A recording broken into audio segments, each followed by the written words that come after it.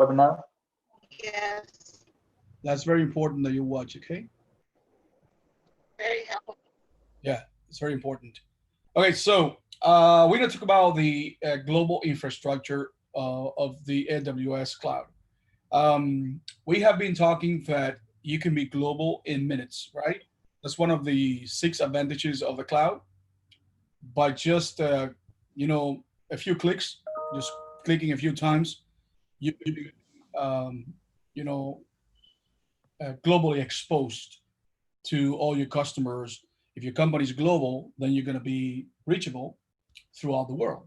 Okay, so let's talk about this infrastructure, which is very powerful and big because AWS is AWS is the pioneer in the cloud. So I don't I don't want to be biased, but for me they're the best. Okay. Um, so the topics for today is AWS Global Infrastructure, AWS Service and Service Category Overview. We're going to do some demo of the global infrastructure. You're going to see something very cool that AWS has. And we're going to do some activities in AWS Management Console click through. Okay. And then the knowledge check. Okay. Have you guys been doing the knowledge check in Canvas, on Canvas? Okay. Yes, I did. Yes. So today, after the class, I'm going to give you the chance to take the knowledge check of module 3. Okay. Because we're going to have time for that. Okay. Make sure that you guys do it. Everything that we see in class, you can just implement the knowledge that you have by taking that little test. Okay. So after completing this module, you should be able to identify the difference between AWS regions, availability zones, and edge location. Finally, we're getting to the regions, okay? And then we can talk about the regions. Because you're gonna see that this is a huge infrastructure. And it's divided in regions, AZs, or availability zones, and edge locations, okay? You're gonna know you're gonna see that it's not difficult, okay? Identify AWS service and service categories, okay? AWS Global Infrastructure. Beautiful thing here. The AWS Global Infrastructure is designed and built to deliver a flexible, reliable, scalable, and secure cloud computing environment with high quality global network performance, okay? So this map from this website shows the current AWS regions and more that are coming soon. So they always have like 3 or 4 regions that are in the works, okay? So I want to do something. I want to show you this website, which is interactive, right? Let me close this guy here.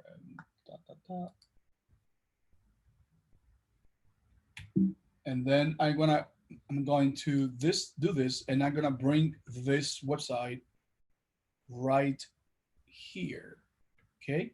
And I'm gonna put it here. You see, beautiful. It's interactive. Okay, so I'm gonna go home. Let's see something here about Northern Virginia, which is the most popular region of all. Okay, so I click on that. So it brings this, right now, all of these guys. It has 6 availability zones, right? So that region is just divided in 6 availability zones, okay? And then it has regions, availability zones. You can see what is an availability zone. Availability zone is something that gives customers the ability to operate production applications and databases that are mostly more highly available, fault tolerant, and scalable than would be possible from a single data center. Okay, if you have a single data center, if that data center is down, then you're going to be in trouble. Okay, so AWS has a lot of availability zones. Okay, so 77 availability zones around the world, and they continue to add more at a fast pace. Okay, so Northern Virginia, like we saw before, it has 7 availability zones, right, that you can choose from to make your application more available. If you take a look at Ohio, Ohio has 3 availability zones, so it's less available than Northern Virginia. So now we have Canada, and Canada Central has 3 availability zones.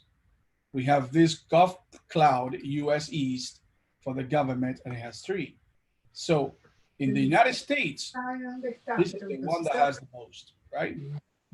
Now, we have these colors here, okay? Whenever you see this, this pink circle, is mean a point of presence. Is a point of presence. So what is a point of presence?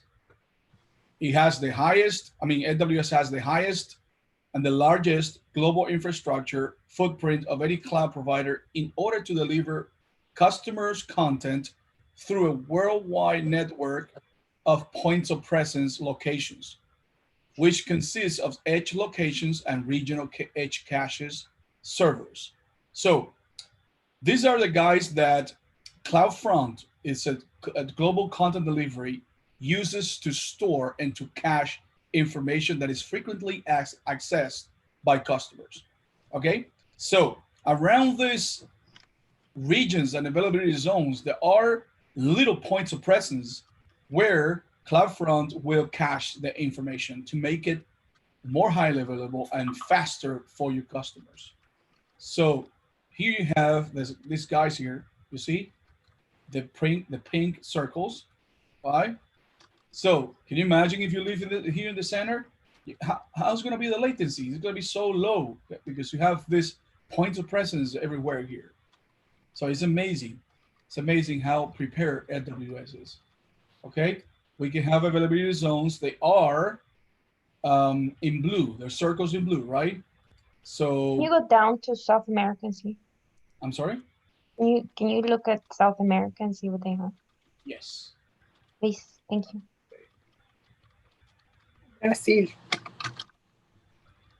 So we have only one in South America, it's Sao Paulo. Okay. Sao Paulo. Sao Paulo, yes. It has 3 availability zones. Okay. Also, if you take a look at the on your console, right? And if you come just right here, if we click, and then I'm gonna have this authenticator, and then I'm gonna have this section here. I see that in South America is only one, Sao Paulo here, right?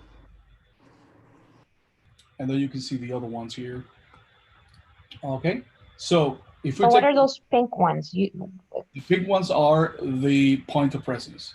Point of presence. Is when you have the edge locations and the global edge location. Edge, gosh. So let me just go back to home and try to bring Europe here. So we have more in Europe, right? So we have here in India, we have Mumbai, and then in Mumbai, we have 3 availability zones, and then we have points of presence here. It goes back to start spinning this. And we have a lot of points of presence here. This is super cool. And you can see this graphic of all the availability zones that AWS has around the world, and all the regions and points of presence, and local zones. For example, the green ones, it shows you the local zones here as well. Right here, this green one here, which is a new type of AWS infrastructure deployment that places AWS compute, storage, and database and other select services closer to a large population, industry, and IT centers. Okay, so this one is very close to Northern California.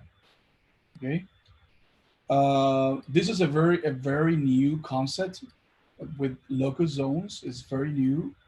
It was not talked about before because they didn't exist, but now they have local zones, which is even more local than edge locations. Okay. Now this website, I can put it on Slack, guys, and you can see it on Slack. So I'm gonna put it in the main channel, right? And this is the AWS Global Infrastructure. It's right there. So you guys can see it later and take a look at it, and more, in detail. So we have these regions. The yellow ones are the region ones. So we have Frankfurt, London, Paris, Milan, Spain, Stockholm.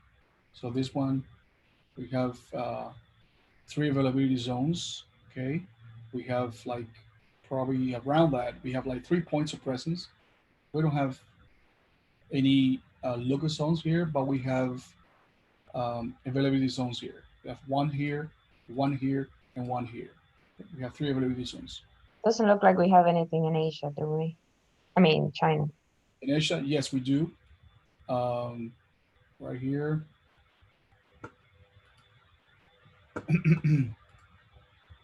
Right here. We have in Hong Kong, Mumbai, Seoul, Lost you. or Lost the picture. Sydney, and Tokyo. Okay. We lost your picture. Yeah. Oh, okay. Where is it? It's right here. Yes, I changed that. I changed to the console. Okay. So a little more here, So we have here Beijing, Hong Kong. Okay. We have in Japan here, Osaka and Tokyo, Korea, right? And we also have in Sydney. See Australia. Where's Australia? Right here. So we have in Sydney, we have another availability zone here, 3 availability zones, right? So we click here, and then we get 3 availability zones right here. And then we got, we have 1, 2, 3, we have 3 points of presence, right? So we have one here. You see how far it is from this, guys? Let's just to cover this section here, okay? So AWS is it's great, right? Even in Indonesia, okay? Last thing I heard, Oracle was gonna double. Yeah. I mean, if you take a look at Azure has more regions than AWS. Not like an AWS. It's not a matter of quantity; it's a matter of quality. Right. If you can cover the whole world with what you have, you're okay. You just need to expand. That's it. You say this one doesn't exist; it's coming soon. Okay, this one is in the works, right? The one in Indonesia. So as you can see, this is a very interactive website that you can, and this is pretty new. It doesn't exist before. Okay, so AWS is getting better and better and better. Okay, and let me tell you something: when they're getting better, the other ones are following. Okay, so we have another one here. Spain is coming soon too, right? Whenever you see this green, it means that it's coming soon. Okay, so maybe you can see more later. Okay. They always have more and more coming soon.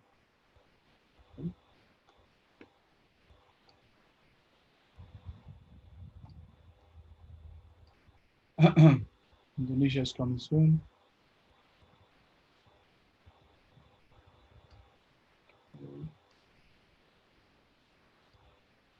Okay, so guys, you have the website. You can take some time and try to explore this, play with this, so you can understand it better and know what AWS is cooking right now.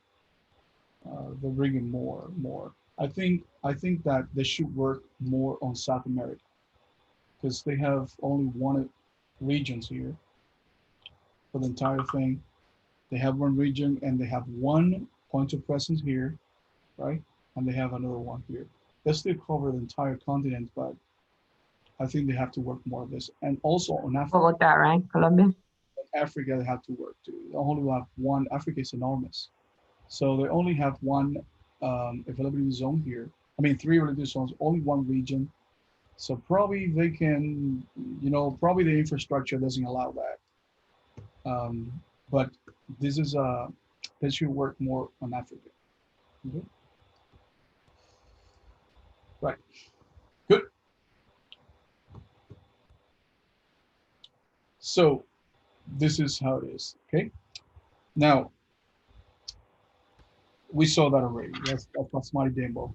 Okay. Just a curiosity, those connections are made under the water. Hello. The connections from one phone person to the other, is that made through satellite or through underwater fiber optic? That's fiber optic. That's private links. Okay. Got That AWS has access to, and of course the customers. Private links. They're private. Okay. Educate, okay, AWS regions. And AWS regions is a geographic area. That's a key word, guys, for your exam. Geographical area. When you see geographical area, it's most likely AWS region. Okay. So you can have data replication across regions, and it's controlled by you. So this is something that, guys, you have to configure. Okay. Data replication across regions. There's some services that have native replication. When I say native, it means that they come with it already. You don't have to enable it. Okay. One of them is DynamoDB. Okay. One of them is Aurora database. So those guys, you don't have to enable across regions, replication across regions. Okay. As you can see here, communication between regions uses AWS backbone network infrastructure. Okay, that's only for AWS. Each region provides a full redundancy and connectivity to the network. And a region typically consists of 2 or more availability zones. Don't forget, 2 or more. Okay. A region has 2 or more. Can anyone tell me why 2 or more and not 1? Provide high availability. I'm sorry? To provide high availability. Correct. So it means that if you have only 1 and that one is down, what do you think is going to happen? You're going to lose the entire service with your customers. Okay. So you want to have 2, because if 1 is down, you can fail over to the other one. Okay. And then you can keep your services running. AWS recommends that, and at the same time, they put a limit. They put a minimum, and that's 2, okay, to make your application more highly available. Okay? That's very important. Select a region, data governance, legal requirements. So those are the things that you have to consider before you select a region. Okay. You have to select the right region for your services, application, and database based on these factors. Now, there may be regions that don't have your service, okay? There may be regions where the service that you're trying to purchase is not available. So you have to find a region where your service is available. Where there's legal requirements, okay? You have to be careful with that. You have to consider the legal requirements. And the data that you are employing in your application, they have to comply, or it has to comply with the governance of that region and that country. Okay, that's very important. Make sure that your region is close to your customers. If your customers are in Japan, choose a region in Japan, right? To make your services more reachable and, avoid latency.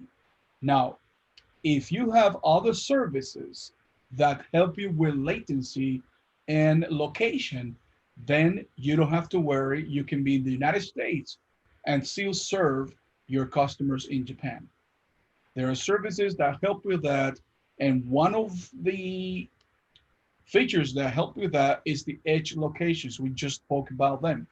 When we get to CloudFront, then we're gonna speak a little more about this, okay? Number 3, I just mentioned that the services need to be available within that region, okay? You may have several regions in the same country like we have in the United States, right?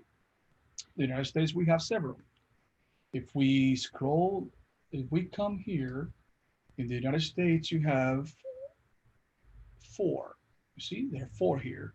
So we have more availability than any other country, right? Because in Asia, there's a lot of, I mean, regions, but they're not in the same country. You see, different countries. But in the United States, we have 4, so we're lucky in these respects. Okay. In Europe, there are more, but they're different countries too, right? So that's very important. And also the cost. The costs vary by region. So one service that has one price on North Virginia doesn't have to have the same price in Ohio. So be careful with that. These are 4 elements that you have to consider when selecting a region: the data governance and legal requirements, the proximity to the users, the services that need to be available in that region, and the cost of the services, which is not the same, from region. So that's very important that you guys consider that when selecting a region. And that's something that you have to think about when you have your exam. Okay, very important. They will try to trick you. People that have taken an exam with AWS before, they can tell you that that exam is intentionally created to confuse you. Okay, but you have to be smart and know that the keywords are very important in the exam. We're going to practice exams and we're going to see and analyze the keywords in the exam. Okay.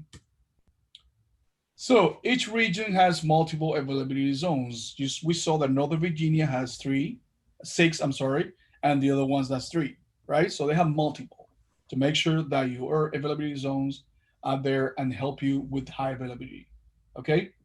So each availability zone has a fully isolated partition of the AWS. It's a fully isolated partition of the AWS infrastructure. It's isolated. They don't have anything to do with each other. If one availability zone is down, the other ones continue working. Now, there's a distance between them. It's minimum at least 50 miles apart.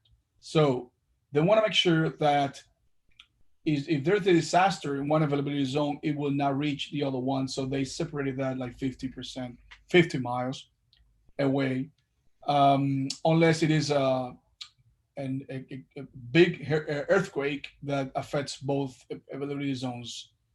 But 50 miles, that's a long distance, and they make sure that they're still up and running.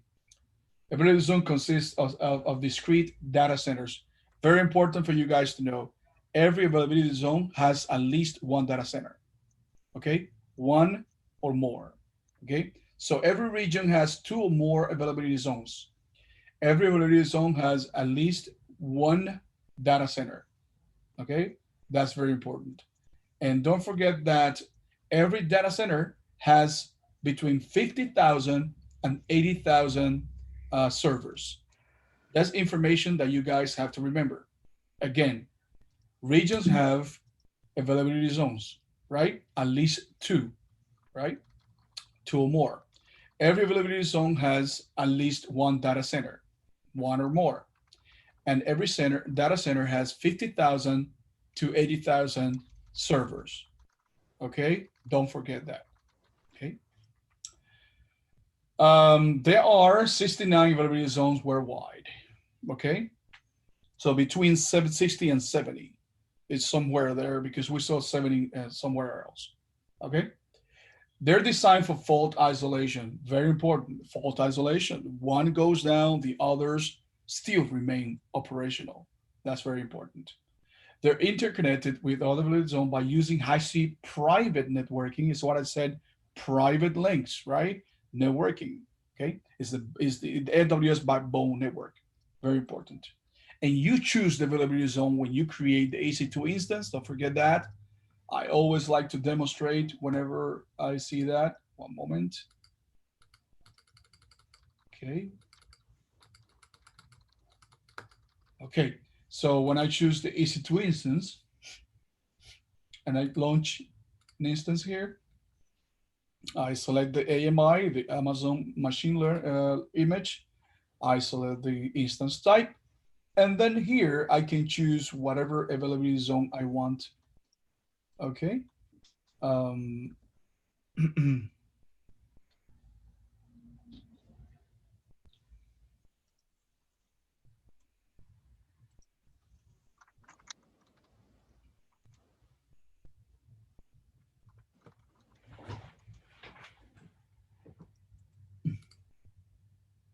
So I have the subnets here. And of course, the subnet is I mean, there when you create the EC2, it doesn't tell you availability zone, but it tells you the subnet. And of course, the subnet is going to be in any availability zone. Okay, when we see more about the architecture, architecting in AWS, you're going to see that the availability zone has at least 2 subnets, right? And it's usually private subnetting and public subnetting, okay? And they are in availability zones. So it doesn't tell you choose the availability zone, but it tells you, it prompts you to choose the subnet. And the subnet is going to be in availability zone. So whenever you see this guy here, I think I said it already, but I will repeat it. You see US East 1, that is Northern Virginia, okay? And when you see a letter next to it, that's the availability zone. So you may have 1 East 1A, US East 1B, US East 1Z, and you have different letters, right? And this one is going to have 6. Remember that we said that there are 6 availability zones in the Northern Virginia region? Those are the 6 availability zones right here. 1A, 1B, 1C, 1D, 1E, and 1F. There you go. The 5 availability zones. The 6, I'm sorry. So that's where you choose the availability zone, okay? Now, AWS recommends replicating data and resources across availability zones for resiliency. That's right. That makes sense, right? To make your application more resilient, right? One AZ goes down. Hey, I'm not worried. I have another one, okay?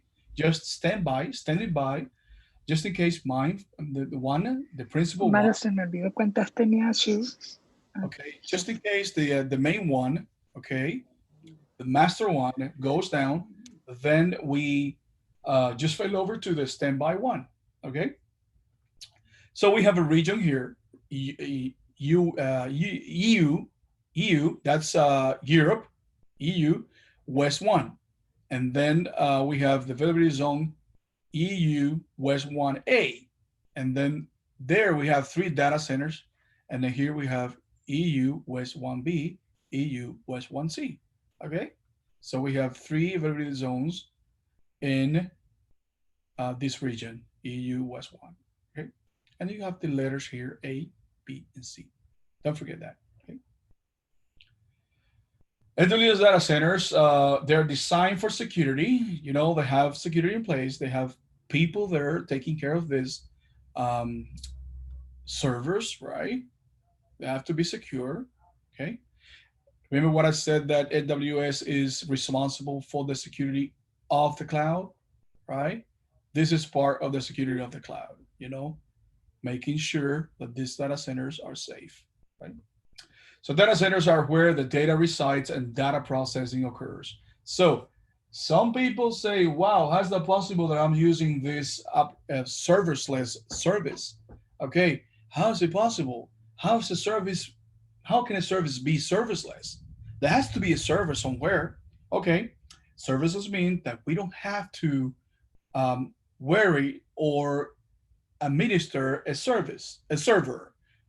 There's someone else, third-party provider, in this case AWS. They have the servers, the physical servers in a data center, and they're taking care of that. I don't have to worry about that, right?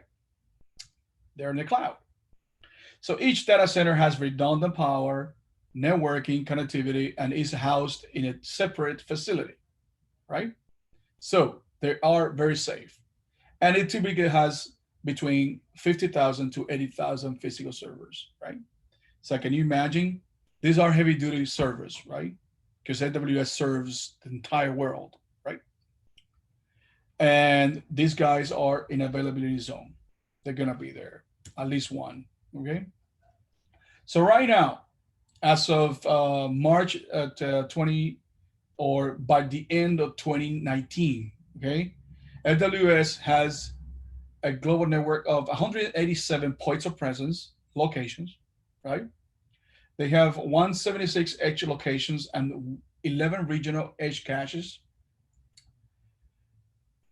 It's used with Amazon CloudFront, which is a global content delivery network, a CDN, also known as CDN, and that delivers content to end users with reduced latency. Why? Because it uses these guys here, edge caches, edge locations, and they use for content with infrequent access. Okay. Let me show you here this guy here, CloudFront. Okay. It's a little pricey. Okay, and it takes time for CloudFront to um, have a distribution created. Okay, that's what you create with CloudFront distributions. Okay, so I have this here. One moment. Sometimes I lose control of my mouse. I don't know what's going on with this. Okay. Okay, it's right here. Okay, so I have CloudFront here. So I'm gonna select this guy, and then I have CloudFront here, and then you getting created. This guy used to work before, right? This is the protocol, the RTMP protocol, right? But the company that was using this guy here, they were using Adobe Flash Media, and then this is going to be discontinued. So Amazon, as of December 31st, Amazon AWS is not using RTMP anymore. Okay. So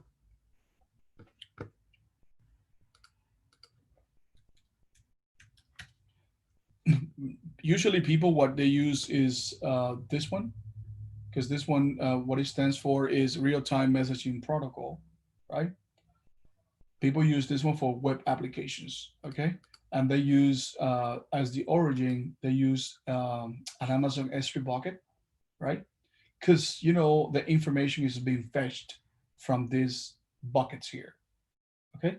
Remember, S3 buckets, S3 is used for hosting static websites. So people will access your S3 bucket, which usually has the name of your website. Like, let's say DunieskiOtano.com. That's going to be the name of your website. And that's usually what people use to name the S3 buckets, right? So CloudFront will fetch the information from the S3 buckets, right? And then deliver the content to the customers, but it will cache that information in an edge location. When next time when the customer requests the same information, CloudFront will not get it from the S3 bucket again. The customer will get it from the cache location, okay? And there's going to have a time to live, a TTL, let's say for 24 hours, for example. So the customer came for 24 hours, the customer can just fetch the information from the edge location. After 24 hours, it will disappear because it's gone.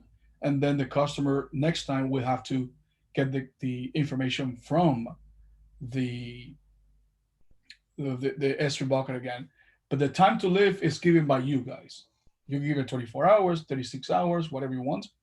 Then, but you know that you're storing information there. You have to make sure that information is frequently accessed. If there's not frequently accessed anymore, just give it a time to live and then kill it. Okay, that's the way this works. Okay, and of course, CloudFront has security in place. It has protection against DDoS attacks, against IPs that are weird, blacklisted IPs, things like that. So it's a very secure service that you can use for your architecture. So it's a very good thing. Okay. So features of this infrastructure. elasticity and scalability, right? Why elasticity? Because you can grow and shrink, it's elastic. An elastic band, for example, you can expand it or retract it, okay? That's possible with the cloud as well. So elastic infrastructure, dynamic adaptation of capacity, right? The capacity is going to be adapting constantly, right? If you need more capacity, it's gonna grow. If you need less capacity, it's gonna shrink. So that's the way it works, right? Scalable infrastructure adapts to accommodate growth. Grows or decreases, whatever, it's gonna be there. Okay. Fault tolerance continues operating properly in the presence of failure. Okay, if this availability zone goes down, we still have two more, guys. Two more that are gonna respond for that one. But you have to configure that, okay? You have to, have a primary availability zone and a secondary one, and make sure that if the primary goes down, automatically, you don't have to do anything. So you have to plan beforehand. So when this one goes down, so the secondary will take over. That's the way it is, but it has to be configured. It would not happen automatically. You have to configure first, and then it happens automatically. Okay, so this is something that you guys have to work on. Okay, if you're an architect and is working on making an application more highly available. Okay, it has built-in redundancy and components. That's the infrastructure of AWS has built-in, right? And highly available, high level of operational performance, minimize downtime, and no human intervention. Once you configure it, you don't have to do anything else, right? You can focus your efforts, your your ability and your time on something else. You don't have to worry about this. But never lose track of this, because sometimes automation gives you a sense of confidence and a sense that everything is running smoothly. Be careful. Keep an eye on this, because systems fail. Don't forget that. And that's exactly what moved AWS to create this infrastructure. They just thought that everything fails, right? And based on that, they decided to make this highly available, because everything fails in life, right? That's what the CEO of AWS says. Everything fails. So they decided to create this infrastructure, so when it fails, because it will fail at some point, right? Nothing is perfect, nothing lasts forever. You are prepared to fail over and continue operational. That's exactly what's happening with, or what happens constantly with Netflix or any company that is in the cloud and that has a very highly available service behind it, right? When it's down, it continues working like nothing happened, right? That's what happens with that. And the downtime is really minimized. Okay. So what's the key takeaway here? Again, like going over the same thing. The AWS Global Infrastructure consists of regions and availability zones. Guys, how many regions are in the world? 69. 7. Did someone Google it? Real search, 69. real quick search. More than 20. Hey, More than 20 for sure. More than 20. More than 20 for sure. Okay. 20 zone, more than 16. 77 AZ, 24 regions. 77 AZ. I'm sorry? 77? That's availability zones. That's Yeah. right. 27 availability zone. 24 regions. 24 regions. And more 24. than 20. Right. 24 regions. That's right. counted 25. That's right, Mr. Amaro, but I wanted something more specific, Yeah, That is- more that is- 77 That's true. availability zones. Okay. So AWS right now has 24 regions, and it has announced for 9 more availability zones, and 3 more regions are in the works: Indonesia, Japan, and Spain. I showed you, remember? So they're working on 9 more availability zones, right? and they have 24 regions, and they're gonna bring 3 more. So soon they're gonna be 7 regions: Indonesia, Japan, and Spain. So that's 3 in the works, right? Is every now and then it's good to visit Google and stay updated, okay? Because they're constantly changing things. Okay. How many availability zones in a region? Depend. North Virginia has No. availability. No. In a region, not a specific region. How many? Right. At least 77? At least. Two. At least 2. That's what I need. At least 2 for Yeah, that's what I need. availability. Yeah. That's right. I don't need 3 or 6 or 5. I just need at least 2. At least 2 for high availability. Good. Very good. How about how many data centers in an availability zone? At least? At least 2. At least? One or more. One. One. One or At least more. one At or least more. one. And how many servers in a data centers? Between? 50,000. 5,000, And 80,000. 80,000. Good. Okay. Remember, this exam is going to be a test of your memory more than anything else. Okay. There is not much to analyze in this exam. It's just memory.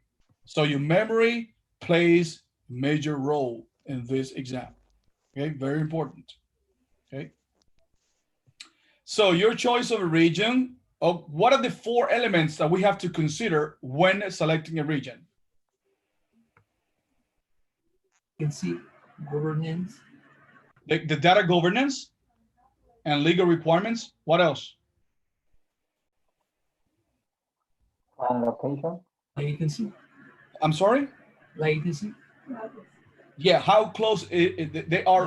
close are the customer Latency. What else? in order to reduce latency. What else?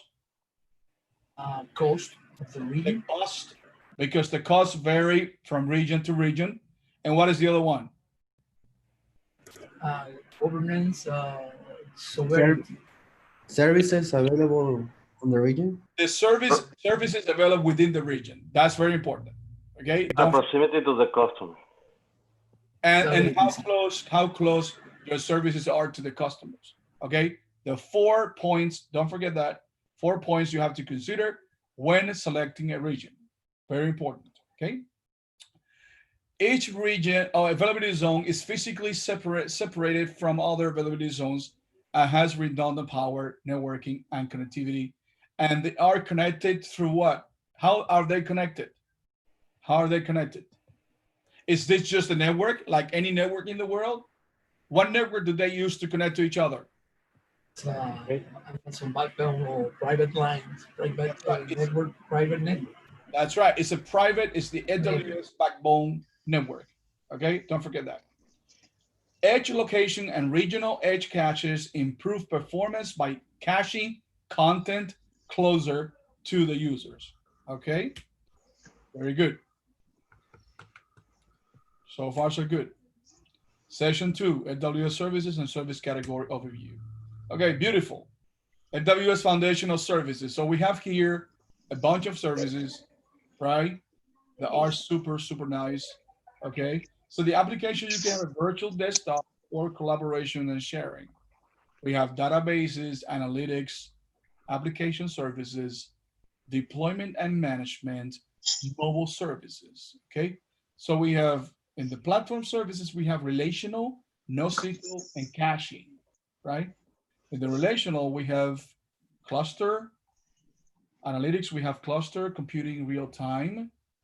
Okay, cluster, we have the cluster AC2s, computing, we have the compute services, real time, we have Kinesis.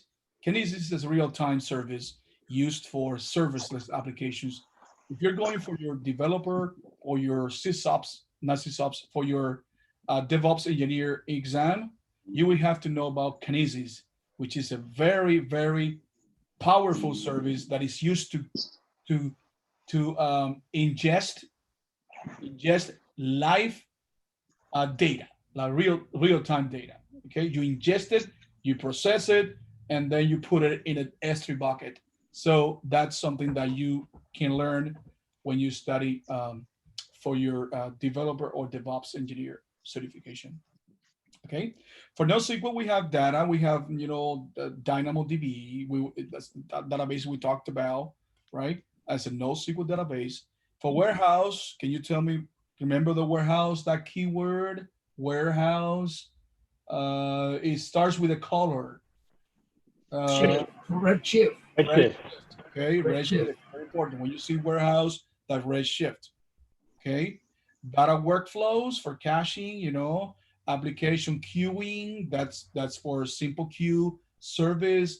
We're gonna know about that guy as well. That is for decoupling applications. Okay, orchestration. We're gonna have step functions, app streaming, transcoding. We're gonna have the transcoder. The transcoder is the one that modifies the format of a video file or audio file. That's the guy. Okay.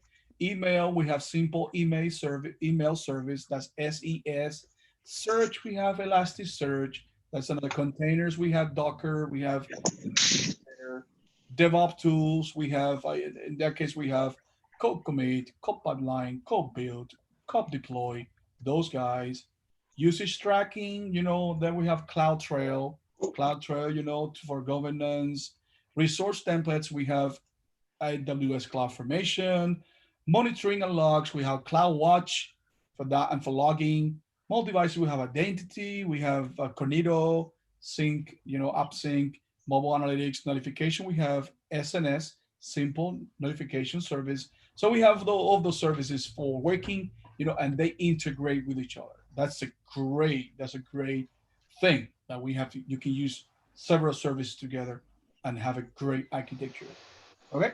So we have compute virtual automatic scaling and load balancing. That's, that trio is super powerful, easy to auto scaling and load balancing. Those are respectable guys. I will call them the three musketeers. Okay. They're super great and they work together very well. They get along very well. Okay. And then we have networking here, right? And storage. Those are the main components here: compute, networking, and storage. Okay. Those are the core services of AWS, right? And the infrastructure, we have regions, availability zones, and edge locations. Okay. This is an overview of the foundational services in AWS. And of course, the foundational services, they're going to be talked about a little bit in this course, and they may show in your exam. Okay, that's very important. Okay. Now, AWS categories of services, right? Let me say something before we continue. Let me make sure that I sent you guys something. I don't want to forget about this. Okay, one moment. Give me 1 second. Oh, right here. Let me show you on Slack. Okay. Something that I want to show you guys. I want to open it. Just give me 1 second. And this is in the main thing. This services won't be talked about in class in depth, right? But it may certainly, or they may certainly show in the exam, which is very tricky, right? So these guys, wait, what is that? Okay, these guys here, okay, 1 moment, where are they? Okay, good. So these guys, I want you to take a look at these guys when you're home. I mean, you're home now. When we finish the class, right? And take a look at them and try to understand what they do. And by the way, I have a few exams with these services only, okay? So you will take those exams. It's important that you understand what they do, because even though we don't see them, and even though they are reserved for other certifications, they're going to be in the exam. Some of them, many of them, probably one of them, but they're going to show one way or another in the exam. And you cannot be taken by surprise. Okay, you're my students. Okay, I won't let that happen. You have to know these guys. I just took time and make this list for all my classes. Every time I teach this class, I show my students about these services. Okay, take a look at them. Just know what they're for, because when you know what they're for and they show you the exam, you know that they're not in the scope of this exam. You just disregard them. Disregard them. They're not the answer, but they may be the answer. That's why you have to know what they are. Okay, that's my advice for you guys. So take a look at these guys when you have some time and try to at least know what they're for. Okay, very important. Don't forget that. Let's continue.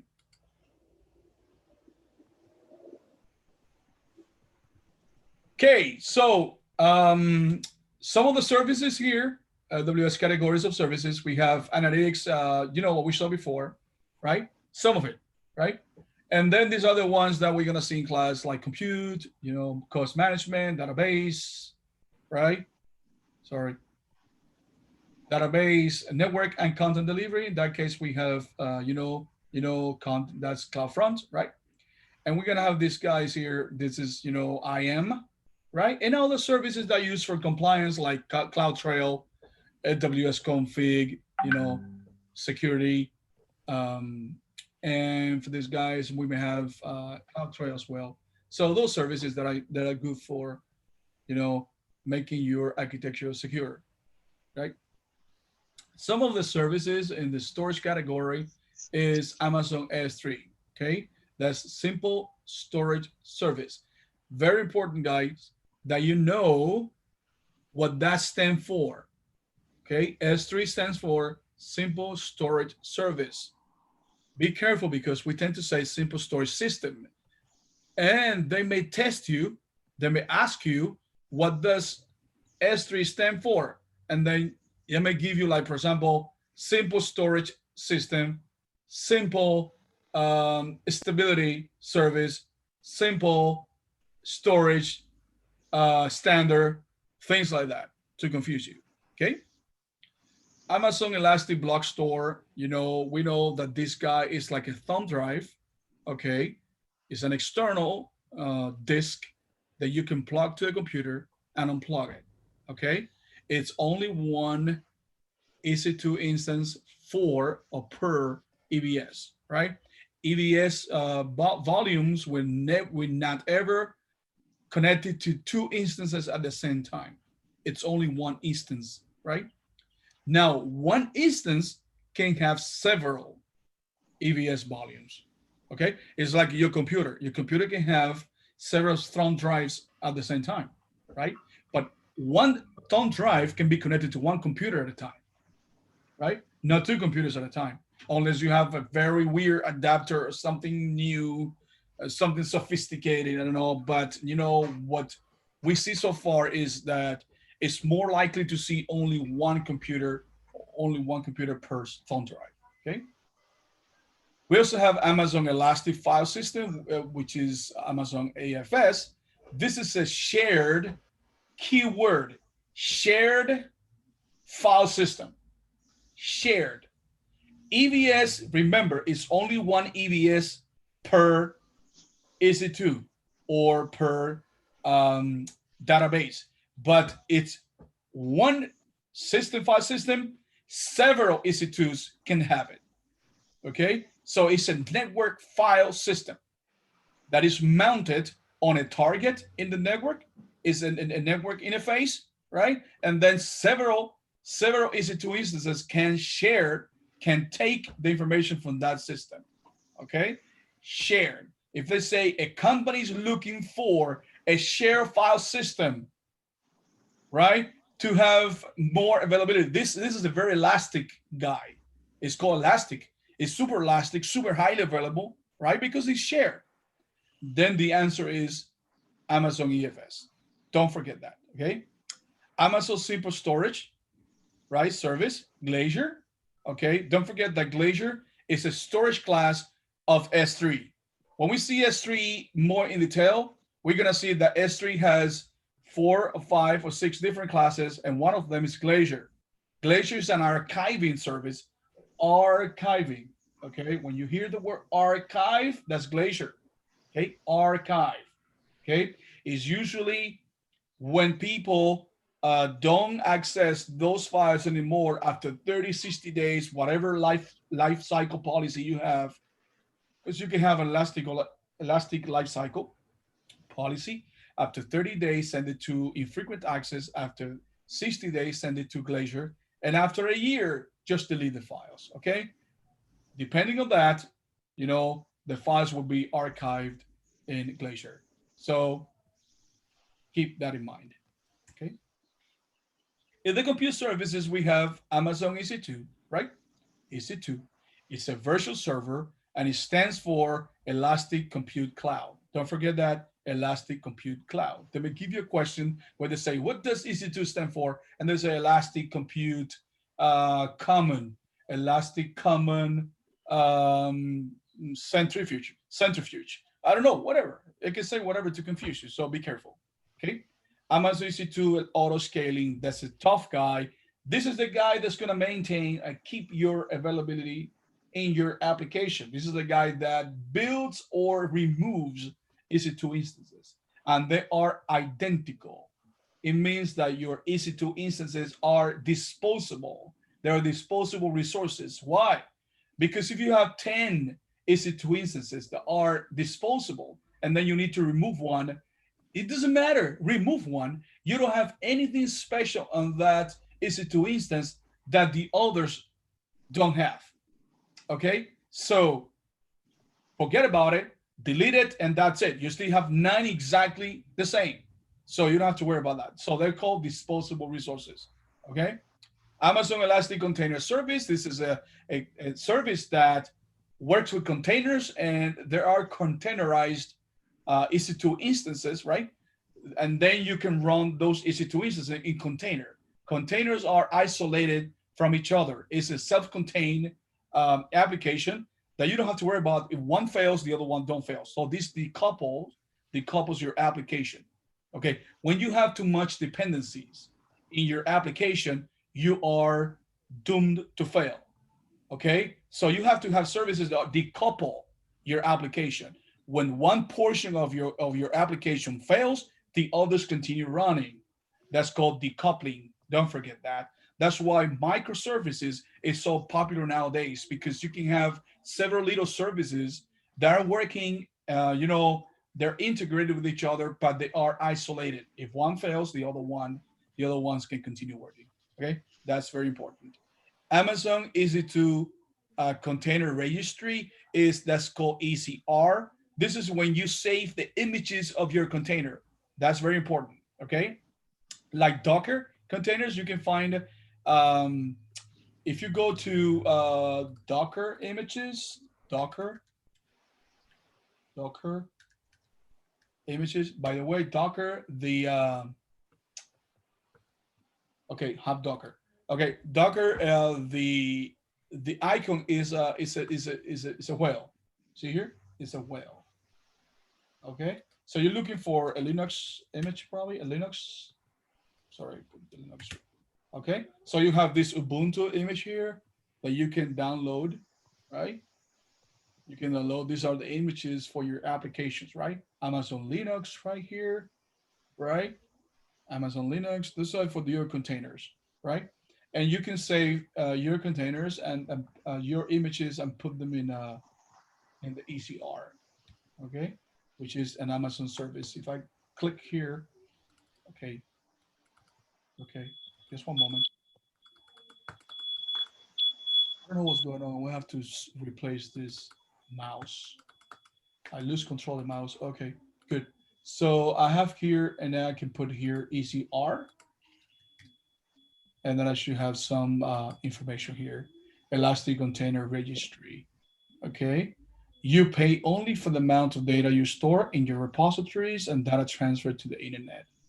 Amazon ECR eliminates the need to operate and scale the infrastructure required to power your containers registry, okay? Once you have your image here in the ECR, you can just pull the image from that registry, and that's it, okay? It integrates with Amazon ECS and the Docker CLI, because the Docker has a CLI.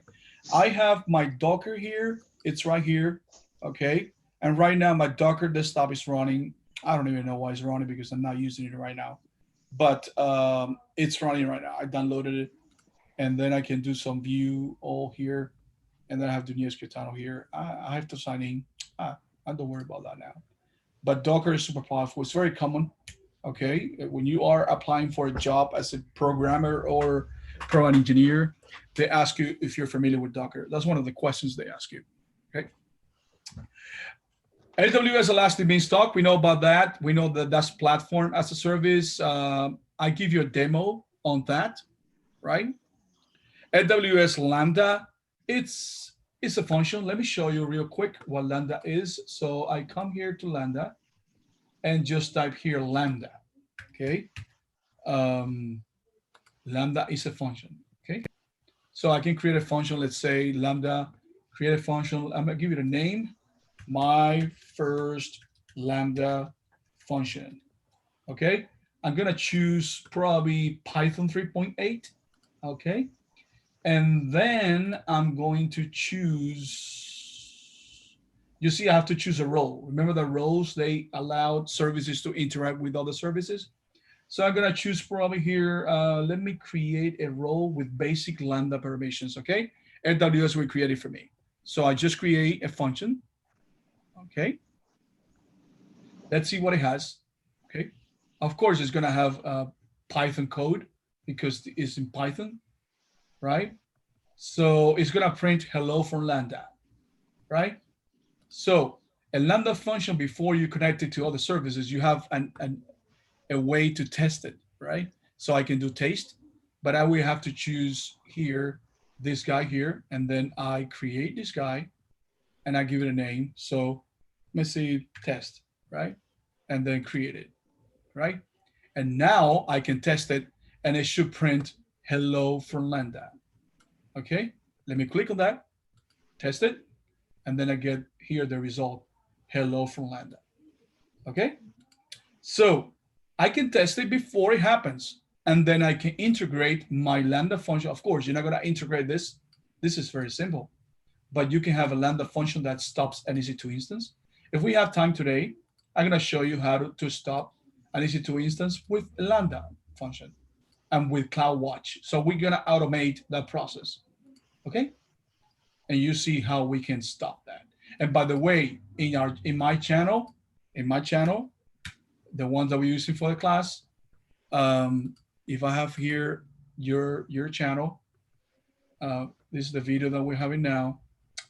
We have one video that is for, let's see here, how to stop an EC2 instance using an Lambda function. Here, this one here. Function. So you can watch it later when you have some time, right? If you want to see that. I'm gonna do it in class, but just in case you want to watch it, you're more welcome to do it. Okay, good. And also we have Amazon Elastic Kubernetes Service. This is for Kubernetes. That's a third-party container service, right? And AWS Fargate, this is a serverless container service, right? Very powerful too, but it's serverless. You don't work with servers. Elastic Container Service, you need to use EC2 instances, right? You work with servers. This doesn't use any EC2 instances. It's a serverless service, still accomplishes the same thing as Elastic Container Services, but it's more expensive because it's serverless. Serverless is more expensive than serviceful, okay? Database service category, we have Amazon Relational Database Service, RDS. We talked about it already, right? Amazon Aurora is a proprietary database from Amazon, right? Aurora, super highly available database, high-end, right? Expensive. Amazon Redshift is a data warehouse, don't forget that. And Amazon DynamoDB is it's a NoSQL database, 2-digit millisecond database. Okay. Networking and content delivery service. In that case, we have Amazon VPC, which is a virtual private cloud. It's an isolated, network, for you guys to put your services inside. Very secure if you put in place the security that it has, and it's free. You don't have to pay for that. Okay. Elastic load balancing. You have the elastic load balancer that's going to be working there. Balancing the traffic. Amazon CloudFront. This is the content delivery network. So CDN. Don't forget. AWS Transit Gateway. That's another network service. Amazon Route 53. This is the DNS service that AWS has. AWS Direct Connect. This is the connection between the on-premises and the cloud. It doesn't need the internet. That's why it makes it more expensive than Amazon or AWS VPN that needs, it needs internet. This guy works with fiber optic. This is for private links, right? And this one needs, gateways to be connected between the on-premises and the cloud. So we'll talk more about that later. Security, identity, and compliance service. Here we have these guys. IAM. Okay. IAM is going to be with you your cloud entire life. Okay. It's going to be there forever. IAM. In every single certification, IAM is going to be one of the most popular and most powerful services that AWS has. It's going to be there forever, right? AWS organizations, we talked about that last class, okay? Amazon Tornado, this is for authentication for mobile applications. AWS Artifact, we're going to use it for reports, right? AWS Key Management Service uses for encryption, asymmetric and symmetric encryption. Don't forget that. When you have symmetric encryption, it means that your encryption key is going to be the same as your decryption key. Okay? And when you have asymmetric, it means that you're going to have one key for encryption and one key for decryption. Okay? And we're going to have AWS Shield. This is a service that has two flavors, standard and advanced. This is for DDoS attacks, to counteract against distributed denial of services. Very important. Okay. Now, cost management, we're going to have AWS cost and usage reports. We see it in the billing dashboard last class. AWS budgets, we created a budget in the first class. Remember, $10 or $8 or $5, whatever guys you chose. Very important. AWS Cost Explorer is going to give you like 3 months in advance how many projected cost, and then a few months back. Okay. AWS Management and Governance Services, AWS Management Console. What is the AWS Management Console? This is what you see here. Always what you see here, username and password. AWS Config. This is a guide where you create rules to know if your services are compliant with AWS. Okay? Very important. Let's say that you want to see what ports are open and what ports are closed, and then you want to make sure that no ports are open, so you're going to tell you which service is compliant. Okay? And it will tell you what you need to do. Okay? Or actually, it doesn't give you any recommendations. It gives you a report of what services are compliant, what services are not. Okay. Amazon CloudWatch, a super, super, super powerful service. It's going to be with you your entire life. This is the automation guy. This is the guy that helps with automation. This is a guy that helps you determine if your services are healthy or not. And guys, I want to stop here for 15 minutes, right? It's 6:44. I see you back at 7.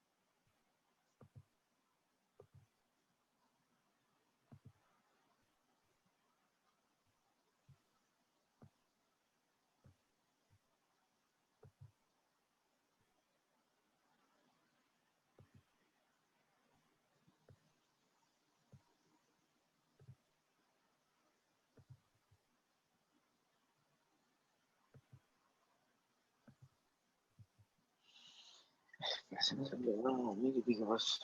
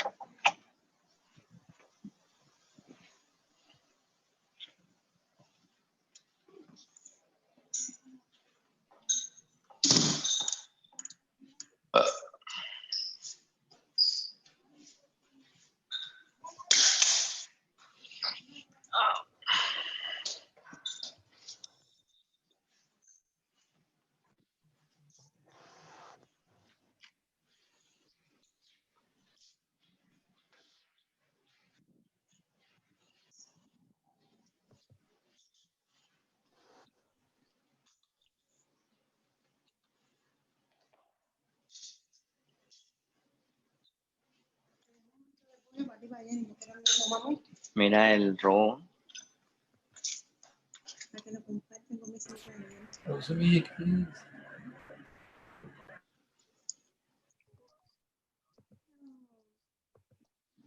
Espérate, ese no es. Es este, ¿no? Mm. Tipo sale solo y después se limpia solo en la cosa. ¿Mm? Hello, guys. Vale $600. Okay, so Rubén Balmaceda, are you there?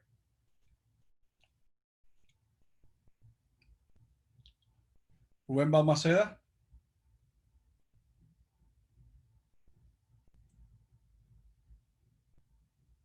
Rubén Balmaceda?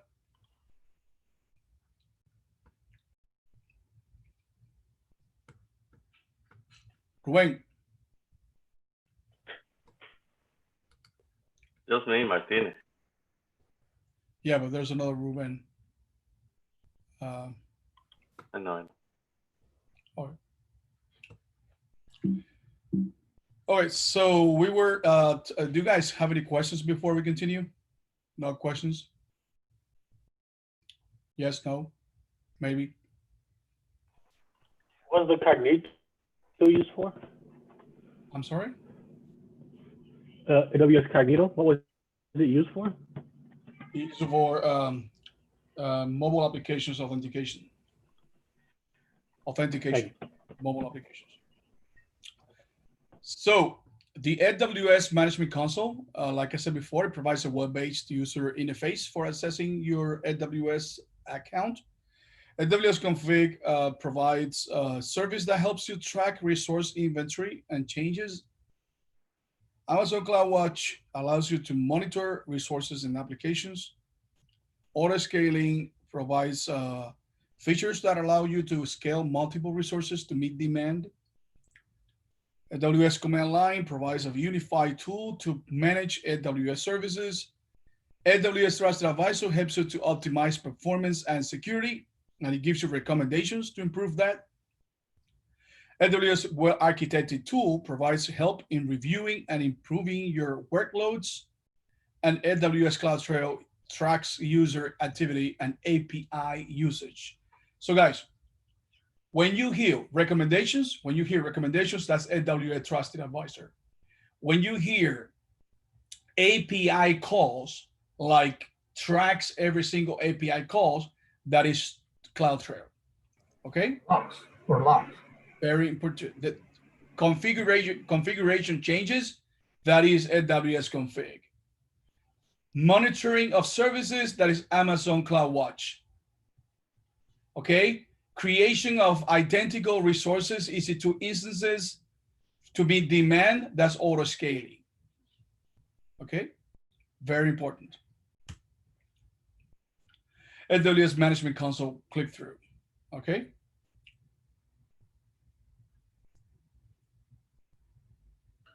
quick question. Go ahead. Go ahead. Could you go ahead and add me, please, to the Slack team, the Slack group? Mr. Wayne Balmaceda? Yes. So I glad. did. I did. Oh, thank you so very much. Really appreciate it. Did you get that email? I'm checking it right now.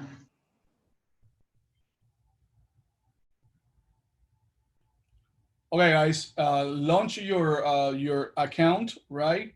And let's do this activity real quick, okay? So just follow me here, okay? So we have here in the console, we come services, and what do? We see that we have a lot of grouped services here into categories, okay? So you have compute, right? So you can see this in your AWS console, management console as well. So on the which services category does IAM service appear? So if you scroll down a little bit, right, you're gonna see that IAM is under security, identity, and compliance, okay?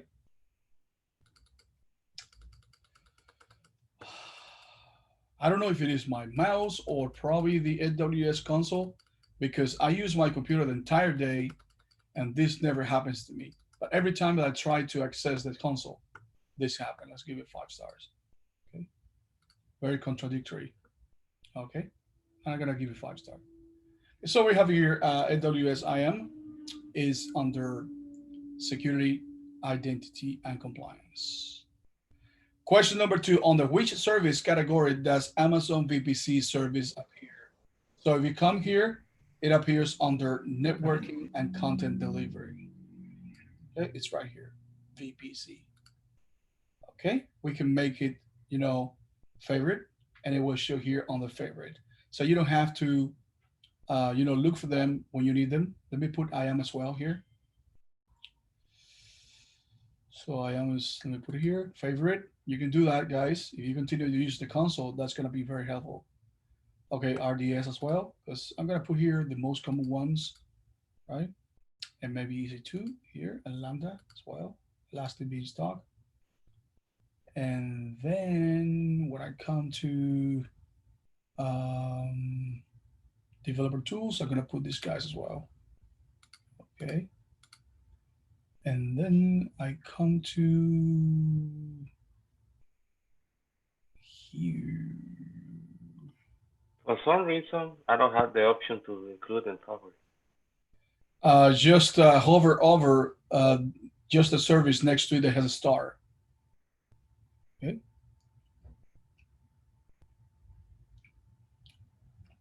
Route 53. Okay.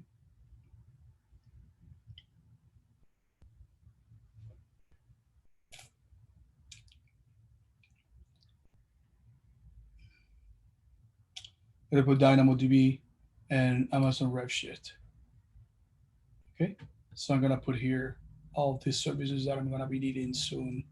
Before they changed the console, there was like a pin here that you can pin the services, and then it would stay there. Okay, but now they came up with this idea, and you can just put this in a favorite place.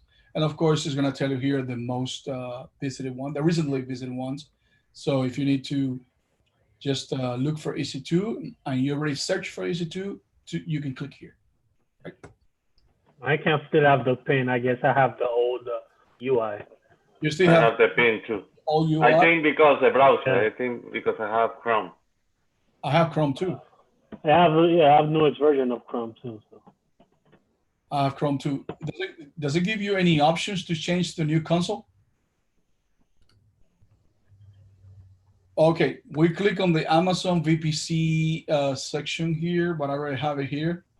Okay, and notice that the drop-down menu in the top right corner displays an AWS region, for example, North Virginia, right here, right? When you create a VPC, right? Click the region menu and switch to a different region. For example, choose London. Okay, let's choose London here. Okay, in Europe, London.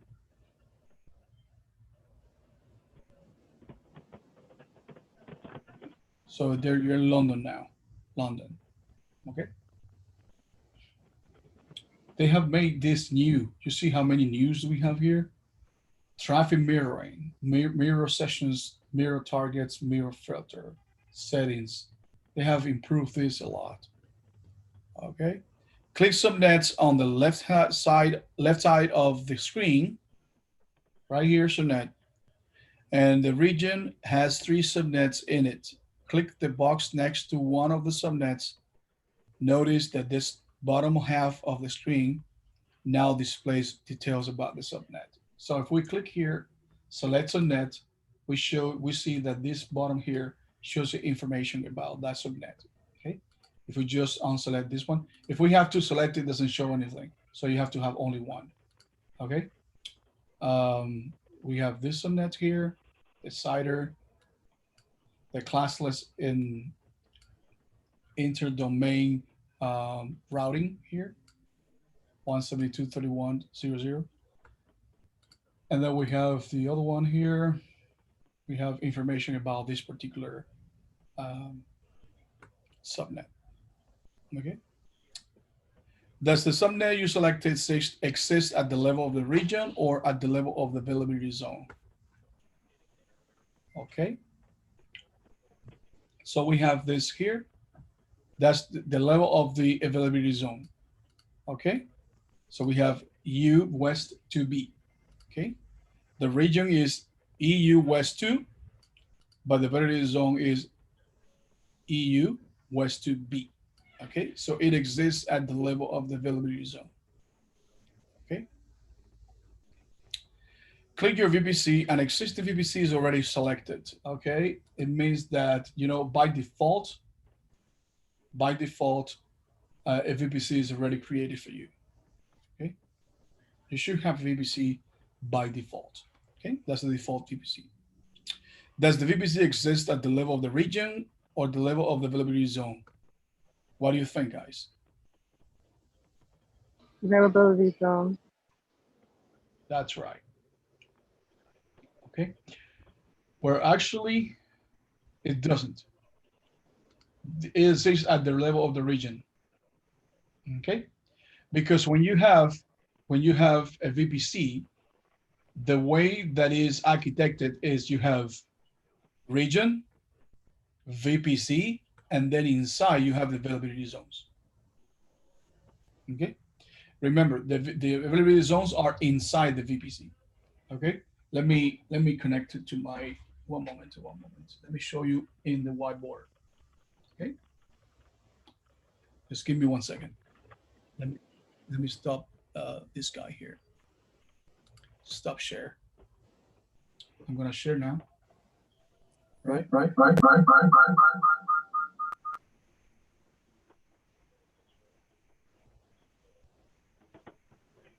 Just give me 1 second.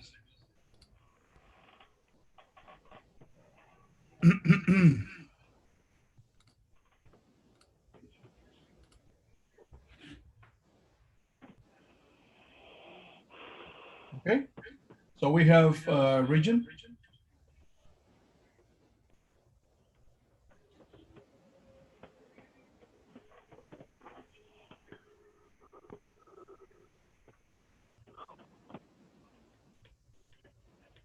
That's the region. Then we have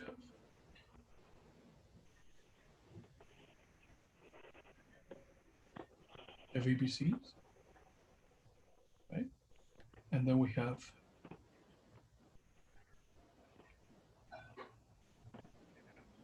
availability zone AZ1 and AZ2. And then we have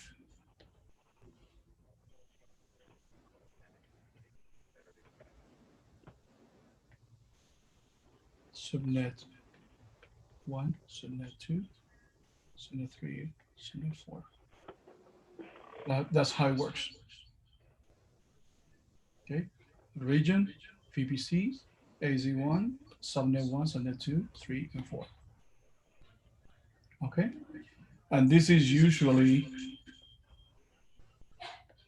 okay, this is usually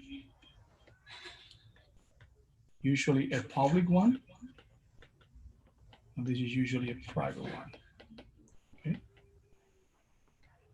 public, private. So here normally we put the web servers, right, in the public one. And usually here in the private one we put the databases,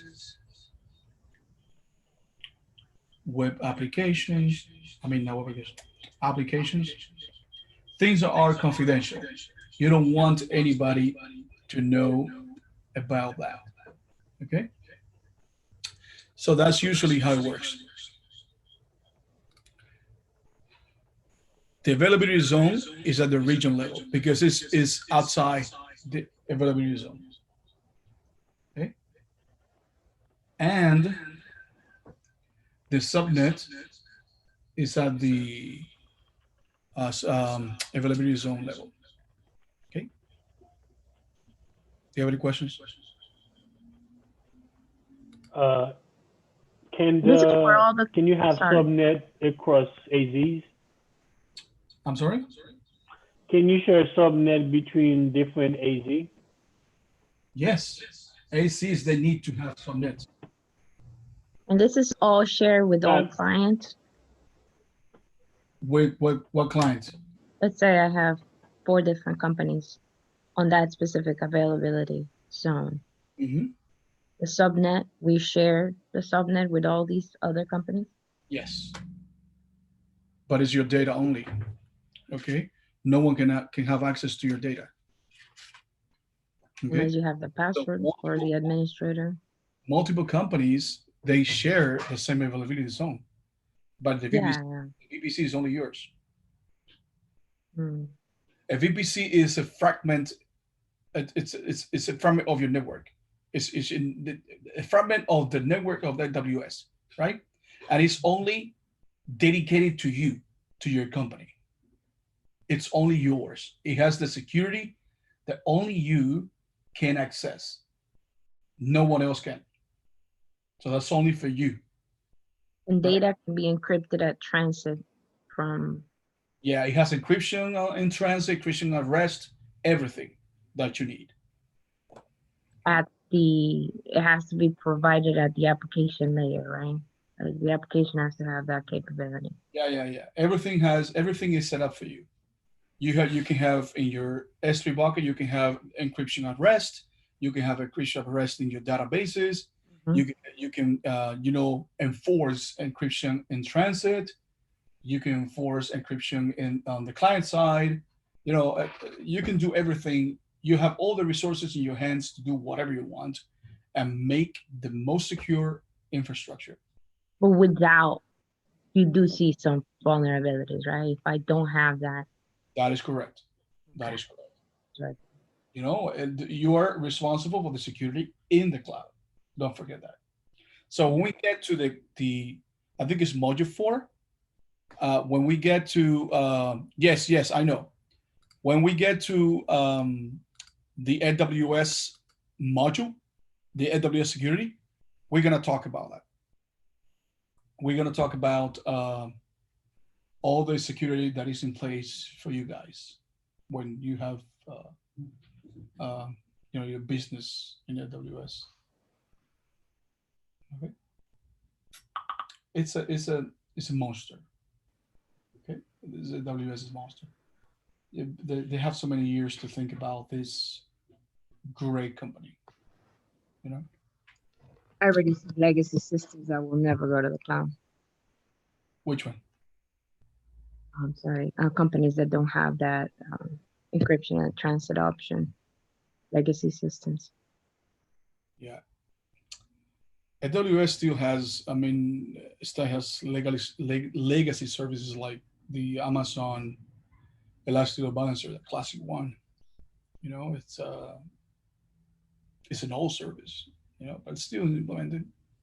I mean, companies, they have to improve and they have to grow and they have to change and renew technology to be at the same level of the other companies that use services that are integrated with yours. So you have to, to be able to keep the compatibility with other services, you have to grow and change your technology. Okay. Okay, guys. Here we have which services are global instead of regional. Check Amazon EC2, IAM, Lambda, and Route 53. What do you think? Is EC2 regional or global? Regional. Regional. Correct. Correct. Because when you create an EC2 instance right here, you click on EC2, right? What do you see here? What do you see here? Regions. Region. It's a regional. It's a regional service, right? Now, when you go to IAM, right? What do you see? What do you, It's global. Global. what do you see now? Global. Global. See? When you go to S3, what do you see? Global. Global, right? When you go to Lambda,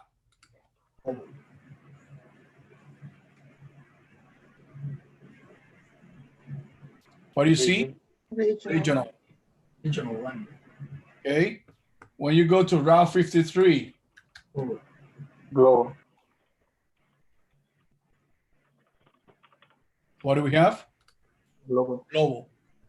When you go to CDN and you go to CloudFront, what do we see? Global. Okay.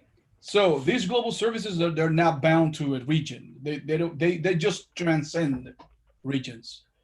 Okay. They work at the global level. They're not like an EC2 that works at a simple level. Okay.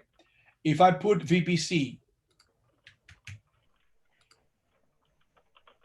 it works at the region level. It's like the graphic that I just created for you guys on the whiteboard. Okay. If I do subnetting, well, subnet is not going to show. It's going to show inside the VPC, right? So it's going to be at the availability zone level. Okay. Good. So we have those answers already. Okay. So subnet is at the level availability zone. VPC is at the region level, as you can see there. And we have IAM and Route global, EC2 and Lambda are regional. Okay. So those are exactly the answers that we got. Okay. Good. So wrap up in summary, in this module, you learn how to identify the difference between AWS region. And guys, what is an AWS region? Can you give me in your own words a definition of the AWS region? Can you give it to me? Just I can do it. A physical geographical location with one or more available zones. Are you sure?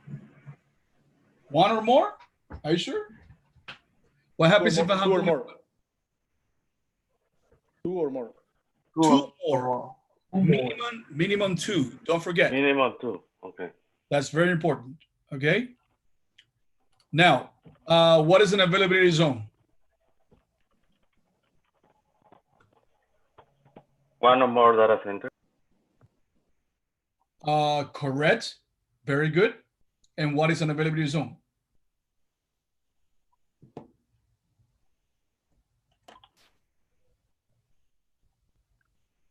It's isolated. Isolated zone. Isolated location. Location. Designed for what? Availability. For high availability and fault or tolerance. Or tolerance. Okay. And what is an edge location? Its location contains the cache. Okay, it's a location that is used for caching. Point of presence. For cache, it's a point of presence. It's used for caching, frequently accessed information, CDN. and it worked in conjunction with a CDN, which is in this case CloudFront. It's a content delivery network. Okay. And we identify AWS services and service categories, right? Let's do this now. Let's have, before we do the knowledge check, let's answer this question. It's a sample question.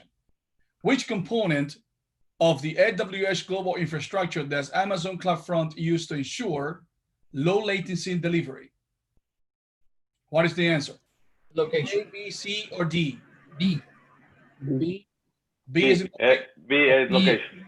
At location. B. edge locations. Okay, let's see that. And then the answer is edge location. Super easy. Super easy. Okay, so these three links, I'm gonna post them on Slack while you're taking the knowledge check.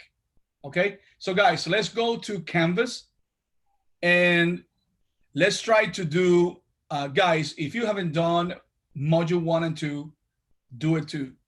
Okay, so let's do, for now, the one that I'm telling you to do now is module 3. But if you haven't done 1 and 2, do 3 and then try to do at least 1. We still have time. What time is it? Right now it's 7:25. We still have an hour. Okay, so we can do this and we can do some work on the AWS console. So guys, let's work on that. So we're gonna come to Canvas, right? And we're gonna look for this class 1283, right? Your console's gonna look different than mine because I am a professor and I have a different access. But for example, Daidania, is she here? If Daidania is here, please accept invitation. Anderson, Aussie, you still have the invitation pending? I did it. I guess I had 2 different accounts, so this. Okay, Leslie, you still have to do this. Antonio Mendoza, okay. Tanner, if you're here today, I just added you to this. And then Charles Perwi, okay, please do that. Professor, this is Leslie. I accepted the invite. Which email? Yeah, which email did you have? This one, the Hotmail. Oh yeah. You have it. It's right here. Yeah, it's right. Yeah, it's fine. Okay. Okay, let me see if I can delete this. Deactivate user, remove from course. We see gone. Okay, good. So let's come here to modules and let's do the general knowledge for this one, right? And then for number 2, but let's start with number 3 first, because that's the one for today. Okay. I'm gonna give you probably half an hour to do those, and then I'm gonna be able to see your grades from the grades section. Okay, I see that very few people have taken the exams. Okay, so guys, try to do that. That's very important. AWS, this is created by AWS itself, so this is a very reliable source. Okay, so let's work on this, and then let's be back. Let's just resume the class at 8:07. Now 8:57. I'm sorry. It's just 30 minutes. Okay, I'm gonna be around. Just making sure that you guys are working. 7:57. You mean? 7:57. That's what I meant. Yeah. Thank you.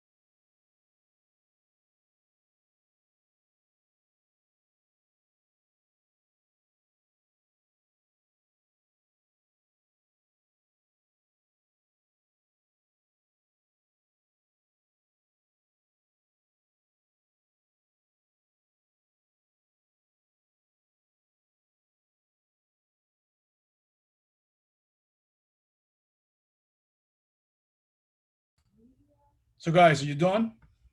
It's 7:57. Yes. Yes, we did all three. I mean, I did all three modules. Okay, so you see my screen, guys? Yeah. Okay, so I just updated day 4 right here, day 4 today. So it's ready to be watched. Okay. Give it a couple of hours after we finish, because when you live stream, it is not ready until it fully processes. All right. All right, go. So good. So we were here. I think we finished this. Guys, let me help you find something. Okay, I want to ask you to open your console. Let's do something. Okay. Let's do something really fun. Let's stop an EC2 instance with a Lambda function. So let me know when you have your, or maybe we can do something else. Maybe we can create an EC2 instance, right? That prints something. Okay. Maybe we can do that. Okay, like a web server. Okay.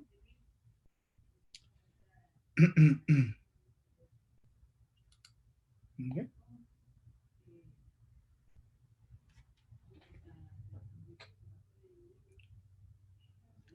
Let me know when you're there, guys, when you are in your console.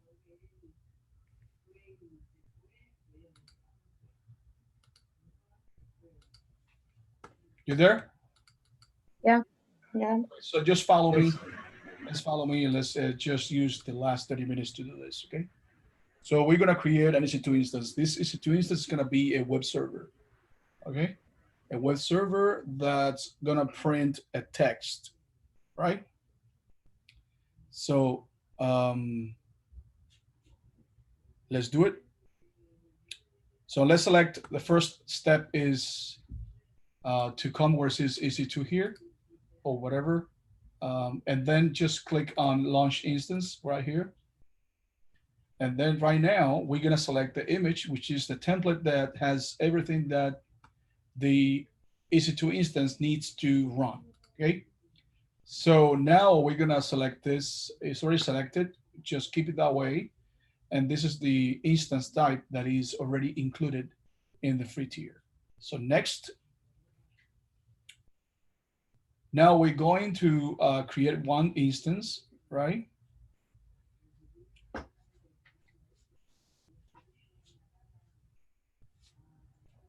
And now we are gonna leave it in the default VPC, right? The default, the one that you have. The subnet, oh, we're in London, okay? Mistake. London or I was in London. Yeah, why did I realize that I was in London? Because North Virginia has 6 availability zones, and I only saw 3. So obviously I was not in Northern Virginia. Now I see 6. You see? Okay. So I'm gonna leave it in the default VPC. I'm going to select probably this guy here, this availability zone, US East 1C. You can choose whatever you want. We're gonna enable auto assign IP address. Why? Because whenever you stop an EC2 instance, once you stop it, you lose that IP, the public IP, so it will assign you another IP address, okay? The only way that we can keep that that IP address, if we have an elastic IP. If we have an elastic IP, then we can keep that IP address no matter if you stop it or restart it or whatever you do, you're gonna keep the IP address. Okay, so we're gonna have this list open. We're not gonna use any IAM role. We're gonna leave every single thing the way it is right now. and the tenancy is going to be shared, dedicated if you have to pay more, but this is going to be shared because we're going to be sharing with other people the same availability and the same hypervisor and things like that. Not the data, but the same hypervisor. Okay, now this is the user data. This is where I put the things that I want to print when I access the browser and try to display whatever is in the EC2 instance. So right now we're gonna write a script. It's in Bash. Okay, so we're gonna say this, which is the first line of the script in Bash. So we say Bing, and then Bash. Okay, so we're writing this script now. Now we're using this package manager, Yum, which is for CentOS, right? It's a package manager. We're downloading things. We use Yum for download. So we use Y. The reason why you're using the option Y, this is Linux, guys, Linux. The reason why I'm using the option Y is because when the installation happens, I don't want to be. Closer. Can you please mute the microphone, whoever it is? Okay. Okay. So when it begins the installation, sometimes it asks you if you want to continue or not. So we're telling the bash that we want that process to be continued. We don't need to answer. It will answer for us. It will say yes. Okay. So we don't need to answer that. Okay. So we're going to tell first update, right? Update, whatever update you have, just download updates, right? Now we're going to say Yum. Y again, saying yes for everything. Install HTTP D x86 64. Okay, so we are downloading Apache. It's a web server with 64 bits. Okay, now we're saying system.ctl, that's system control, right? Start the Apache server, start HTTPD service. Okay, let's start the Apache server. Now I want to enable it because you have to enable as well. And then we say the same thing, right? And now is when it comes, when comes the whatever I want to print in the server. So I say echo, which is a command that is used in Linux to print, right? And I want to put some HTML file here, HTML code. I say H1, which is for headers in HTML, right? I want to say this is a web server from, and then we're going to say the host name, which is the name of the computer. Okay. The host name. This will give me the name of the computer. I'm going to close the tag that I opened initially, right? I open the tag here and I close the tag here, okay? With this / here, I close the tag. And then I'm going to redirect that print to a file that is in the Apache server. So I'm going to say var www/html/index.html. So we're creating a file, right? Because this redirector, what it does is whatever is printed in this line here is going to be redirected to this file, okay? to the file HTML in this HTML, but that file is inside this folder, and this folder is inside this folder, and this folder is inside this folder. Okay, and then it's gonna print that. Let me put this on Slack, so you guys can just compare, just in case. All right, I'm gonna put this here. Okay. Okay, so this is where you put the whatever you want to install in your EC2 instance, you put it here where it says user data. Okay, so you can specify, right, user data to configure an instance or run a configuration script during launch. If you launch more than one instance at a time, the user data is available to all of the instances in that reservation. So if I choose 4 here, the 4 instances are going to be the same. All of them are going to have this. Okay, so now I continue, and I just add the storage now. The storage is going to be the same. I'm not going to touch this. User tags, configuration. I'm just going to create a new.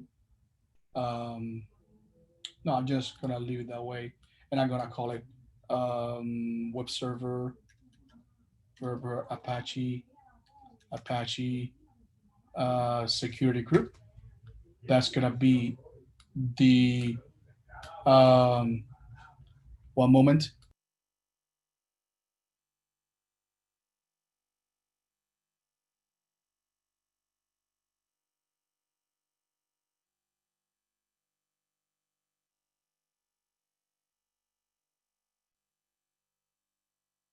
So I have this. Let me put the description here. This is sorry. This is a security group. For my web server. Okay. Okay. Good. So I continue. Right. Now I'm going to review it. Everything is fine. Right. I have the instance details. I have the user data.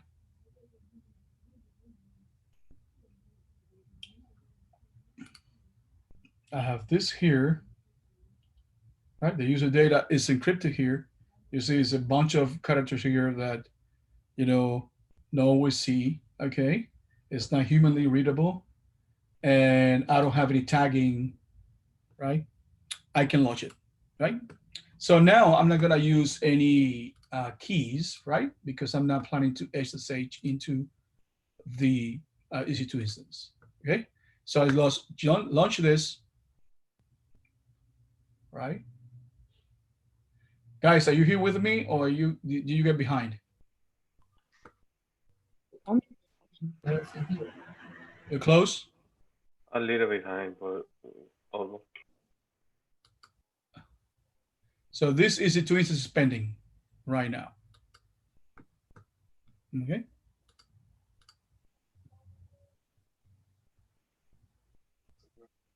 Yeah, on Slack, you just have to copy and paste. So it's running now, right? Now, if I just open this EC2 instance and I grab the IP address, right? And if I grab the IP address, it's right here, right? If I copy this IP address and I put the IP address here, something happens. It begins to spin and spin and spin, and we don't have anything. Why is that so? It just hangs there, and it doesn't give me any results. We have a problem, okay? And the problem, I know the answer, but I want to hear if someone has an idea of why this is not loading. Is the port not open? Correct. What port? Port 80. That's correct. So because port 80 is not open. So if I go back to the security group here, if I see the security group here, you see that only port 22 is open, right? So I only allow traffic to my instance through SSH only. I don't have port 80, which is HTTP, right? So what I have to do is open the security group, click on that, and try to edit the inbound rules, okay? So I edit the inbound rules and I add a rule. And when I add the rule, it's HTTP, right? And that will be 80. And let's accept any traffic. That will be this one. And probably this one, which is HTTP, I'm sorry, IPv6. So we're aligning the traffic from IPv4. When you see 0.0.0.0/0, it means any source, any IP address, it doesn't matter, okay? So I accepting any IP address, both IPv4 and IPv6, okay? Now, when I click this save rules, it's gonna apply to that immediately, okay? Immediately.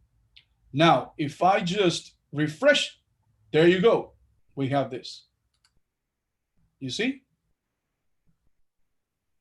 Now, this is my host. If you go to this guy here, and I take a look at my DNS of my computer, right? This is my DNS. This is the guy, but this is the IPv4, private IPv4 DNS. This is the one that shows here. This is the one that shows exactly this one. Do you guys see it? Do you see it? Mm-hmm. Yes. No, in your computer, not in mine. In your computer. Can you see this? If you grab the test page for mine, I don't know what happened. In my case, only run Apache, no the script doesn't run. Why? That okay. I only have a test page, Apache test page for mine. Maybe my script didn't work properly. Okay, I put the script on Slack. Did you copy and paste this? Yes, I did. Okay. Did you open port 80? Yes. Yes. And I have the same test page. It doesn't show? Did you grab the IP address, the public IP address? Yes. Yes. It has to show because it shows both with the IP address and the DNS, both. Something is wrong, guys. Okay, can you share your screen, please? Can you share your screen?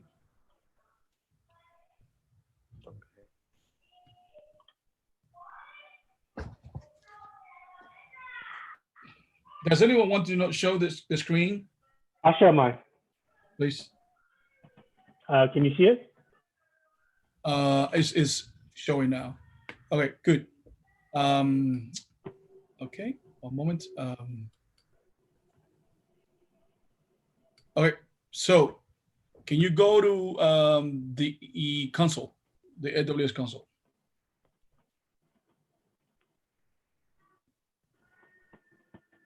Okay. Okay, the console. That's not the console. I see a notepad plus. Amazon. Oh, I'm sorry, 1 second. How about now? Yes. Okay, Okay. I want to see your EC2 instance, please. Okay. Okay, click on running instances. Okay, good. Okay, you're using the old console. That's the old console. Okay, not a problem. Okay, let me see. Can you stop the instance, please? Can you stop the instance?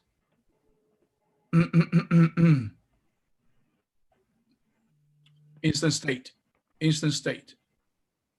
Actions, instant state. Oh, okay. Instant state. Can you stop it? Okay, good. Now, when you stop it, it will change. Okay, you see there where it says status checks? It's enabled. It's not passed. It didn't pass the status check. Okay, you have a problem. Can you terminate that instance, please? Can you terminate it? Instance state, terminate it, please. Okay, let's create a new one. Terminate it and let's create a new one. So launch an instance. Okay. Okay, select the AMI. Okay, just continue. Next, configure instance details. All right, just come all the way down to user data. Okay, copy whatever was in Slack and put it there. Okay.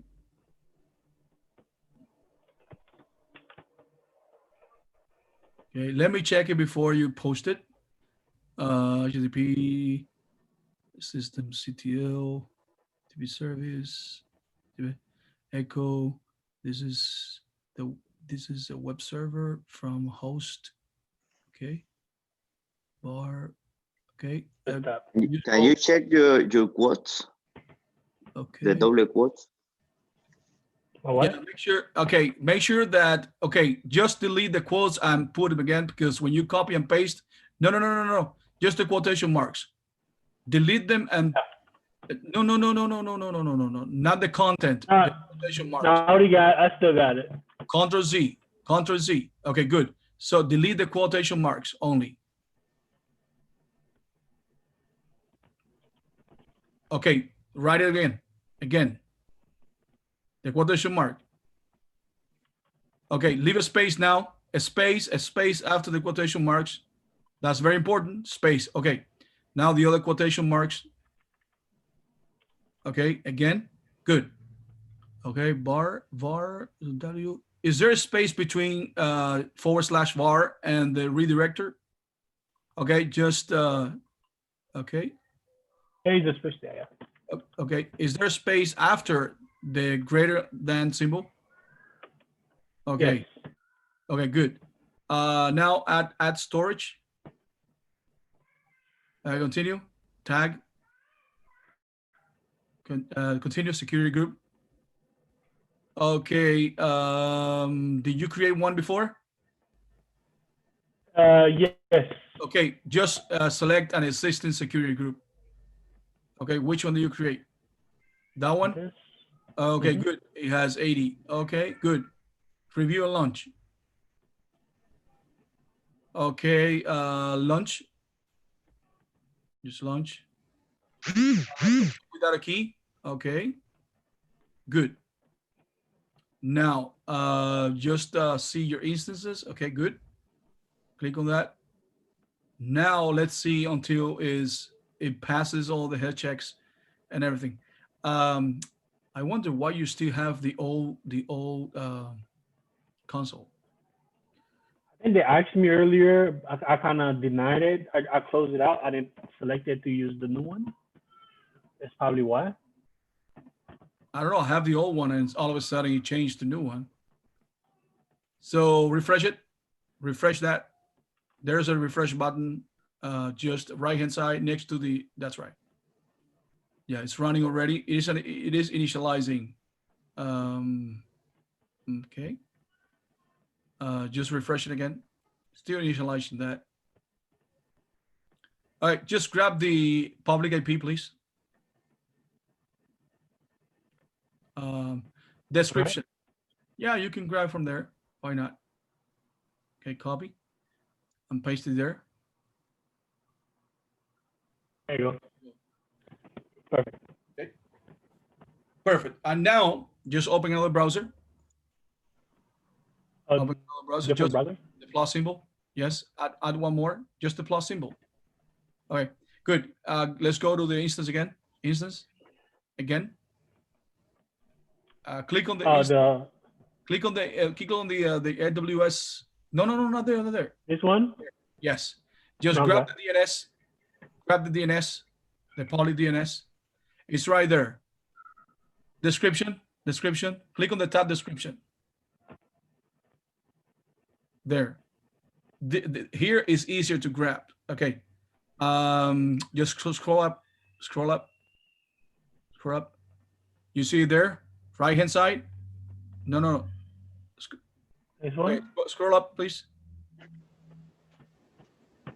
Scroll up, not down, not down, up. Oh, So there you see. oh, this one here. No. Here.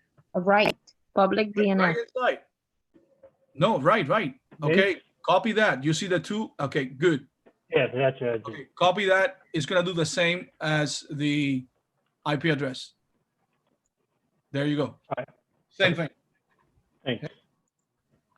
You see, you can have a web server in your EC2 instance. In that case, you are hosting a web server.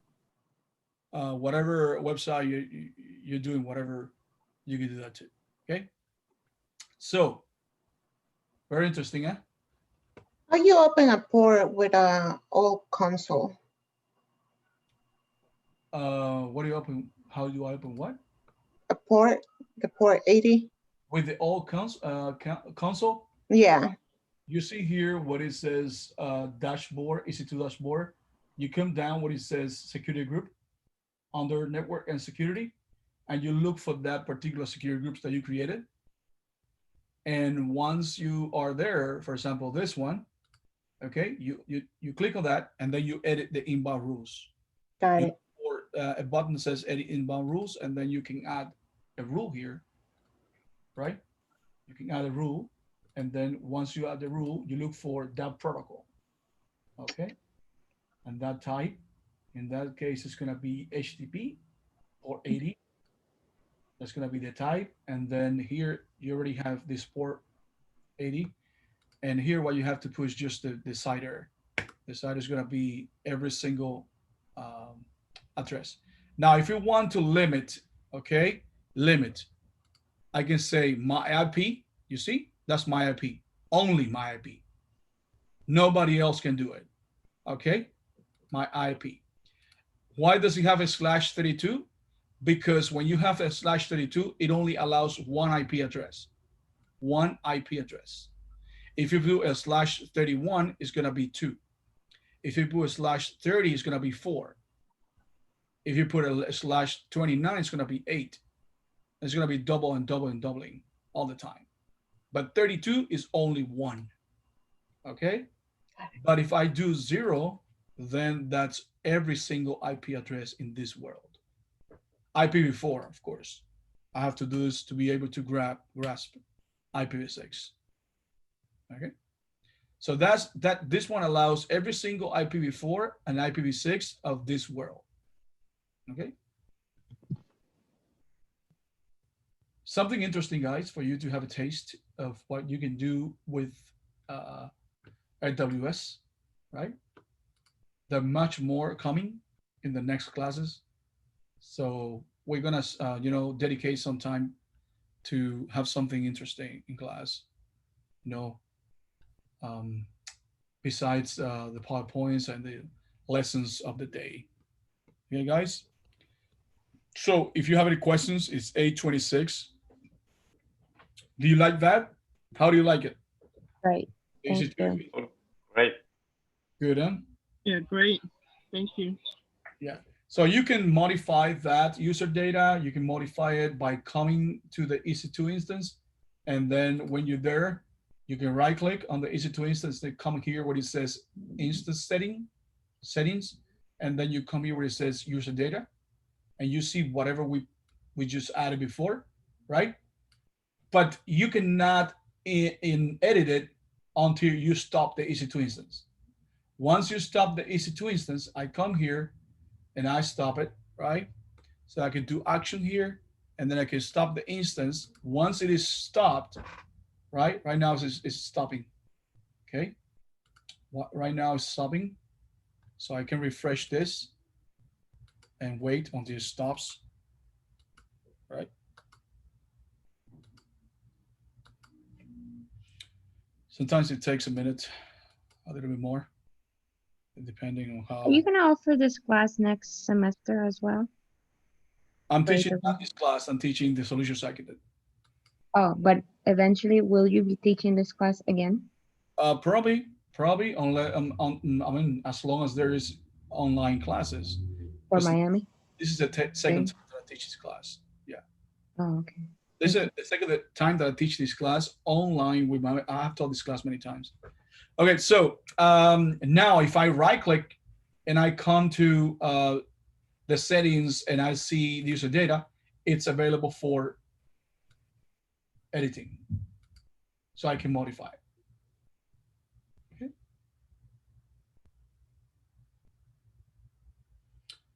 But you have to stop the EC2 instance, right? Now, before we go, this is the IPv4 address that we had before. There's nothing, you see nothing, there's nothing here. Why? Because we just lost the public IP address. We just lost it, okay?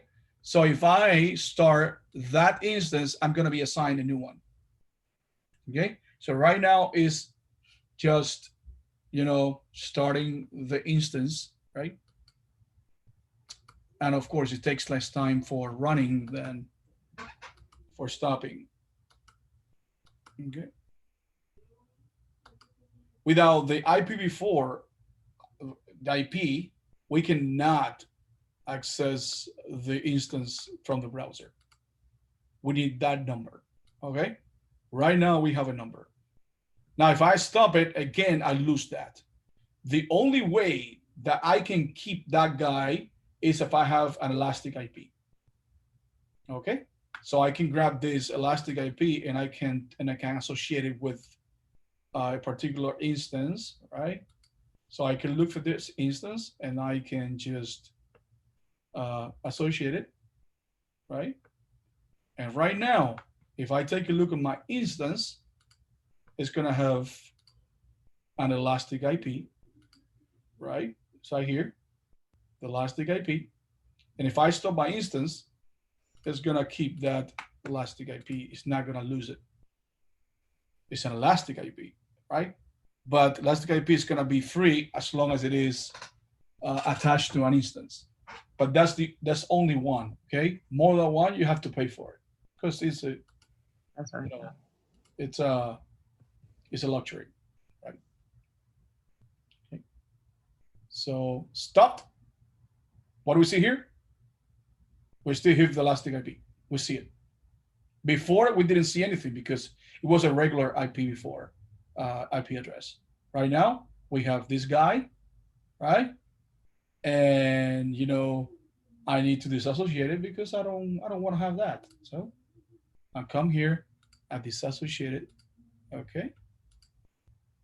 And then after that, I have to release it, okay?